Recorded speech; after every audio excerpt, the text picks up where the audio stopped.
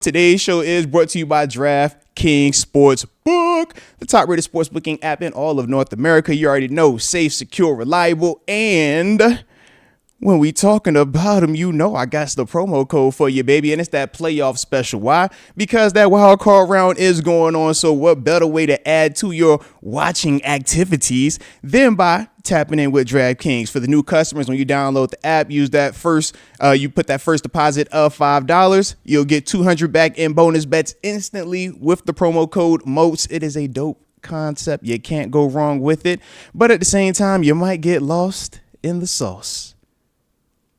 Might develop a gambling problem. It's like that sometimes. And if you're in New York, you see it's a number that you could text. But for everybody else, the number to dial is 1-800-GAMBLER. For the game, man, so you already know the drill, man. Don't forget to hit that like button one time for the culture and subscribe if you are new to the channel, man. First matchup, man, that we got to talk about, though, is this here running game, man. The Landon Roberts, Patrick Queen, and Peyton Wilson. Y'all got to deal with the monster, the man, the myth, the legend, Derrick Henry. You know what he is, man. The dude's playing on a crazy level. If it wasn't for Saquon Barkley, heck, he would be the guy that they're talking about for Offensive Player of the Year. So you got to worry about that dude on the front end of this thing, man. The next one we got to talk about is the homie GP. He going to have a great matchup versus Marlon Humphrey. Marlon is going to follow this man around. And when he does, it's time to cook that man, all right? He cannot get off on him. Got to win and win consistently, man. And I think with Russ, he'll be able to do that, especially if given the time. And that brings me to my third one with the homie Broderick Jones. Shout out to Broderick, man. I heard how he was talking in his locker room availability. He said I was hoping for this matchup. I wanted this matchup. He said I felt bad about the way that the last matchup went. You seen what he said? He said I want this one. I want it bad. So I like that part right there, man. But he's gonna have to deal with Kyle Van Noy, man. Kyle Van Noy, obviously double-digit sack guy. You saw him celebrating last week, man, because he was getting paid for the incentives, man. He felt like he was a Pro Bowl snub also, man, just throwing that out there. But Broderick, man, you got to keep Kyle Van Noy. That's the guy that has been their most consistent one-on-one pass rusher. The rest of those guys win via the games, the bogus pressure type, simulated pressure type concepts, man. So for me, man, I think if that's the one that we can really minimize, man, I think we can handle everyone else. Then from there, man, Russ, you missed the unlimited. They got a guy, Kyle Hamilton, who they think is a Minkah Fitzpatrick type. He is pretty nice, and he's going to be feeling really good since Notre Dame won last night. But on top of that, man, Russ, that's the guy that if we're going to be trying to work not just GP, but the middle of the field, which is what we've talked about. And I know critics have brought up, oh, Russ is feast or famine. He's deep ball or he's check down, because you heard some people say it a couple of times, man. He still does work the middle of the field. Otherwise, Muth wouldn't have any type of success. And we've even pointed out how Muth, I think and the Darnell, game plan's been a little bit more feast or famine. I would agree with that. And I think that's a different context than Russ being long ball or just check down in the way that people have tried to minimize him. Is funny at times to me, man. But Kyle Hamilton, man, is a dope player, man. That's a guy that he's going to have to be on the lookout for whenever he wants to attack the middle of the field. And Kyle has great ball skills, man. But then the last matchup, man, that we got to talk about is my great player, TJ Watt.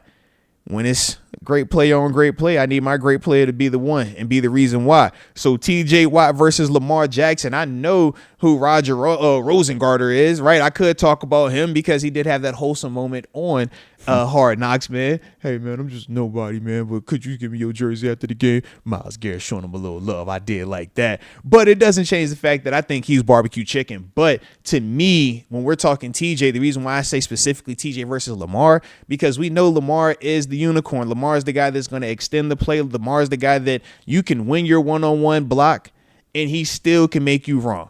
Or he's the guy that you can be getting blocked and he might make you right when he's scrambling.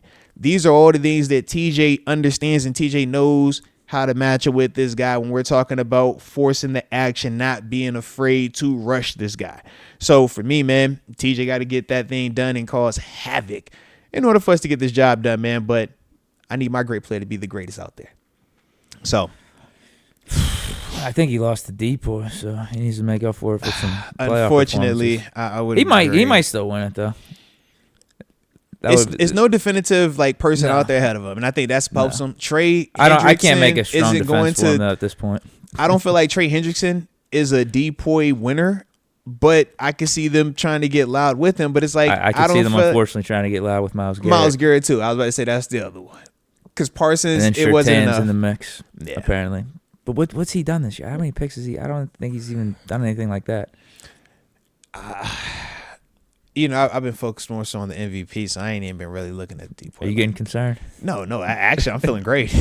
Yeah, man. This is, man. I think Allen should win it. I'm with you. I think Allen should win it, but I mean, the talk is getting loud for Lamar winning. I'm excited, bro. What do you think? I'm excited, man. Stand on it, bro. Come on, man. It could be a TJ type of snub like last year with the depoy, though. Hey, we'll find out, man. I feel great about it, though, man. I think this would be more deserving if it goes to Lamar, though, as opposed to when Myles Garrett got it last year. I still think Josh Allen should get it. Tell me, why you got to put your hands to be like, hey, man, I know you the Bills fan. Don't do me like that, bro. That's crazy, man. I'm just saying, if Lamar got it, it would be more understandable than how Myles got it last year. The Myles one, I'm never going to comprehend. Honestly, and this is the part that is... Oh, wait, you know what? Surtain has 4 picks, pick 6. Oh, yeah, he had the picks. He had the pick 6, I guess it's like not bad. it was like 2 weeks ago. It was like the big, loud pick 6, man. Yeah, 100-yard joint. Best corner in the league. Okay, I see the case. And he wears the Deion Sanders shoes while Prime is at Colorado, so it just adds to the loudness. They made the playoffs. Yeah, and Prime, I mean, everybody knows, like,